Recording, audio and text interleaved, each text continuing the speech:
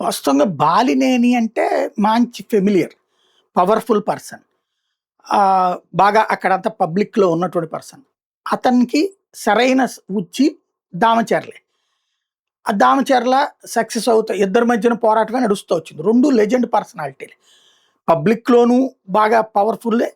అలాగే వాళ్ళ వాళ్ళ పార్టీలోనూ పవర్‌ఫుల్లే. సరే, బాలినేని వైసీపీని వదిలిపెట్టేసి జనసేనకి వెళ్ళడం ఒక ఎత్తు. ఇక్కడ వైసీపీకి ఎవరు అన్నటువంటి ప్రశ్నొచ్చింది. నిన్న ఒంగోలుకి సంబంధించినటువంటి నాయకుల మీటింగ్ సందర్భంగా ఆహ్, ఒంగోలు నియోజకవర్గానికొచ్చేసరికి మీ అందరికీ ఒక క్వెషన్ మార్క్. బాలినేని శ్రీనివాసరెడ్డి తిరిగి వైకాపాలోకి వస్తారేమన్న చర్చల్ని తోసిపుచ్చుతా, ప్రజలతో మమేకమవుతూ పార్టీలో అందరినీ కలుపుకొని పోతున్న చుండూరి రవిబాబుకు పార్టీ బాధ్యతలు అప్పగించామని తేల్చి చెప్పారు జగన్మోహన్ రెడ్డి.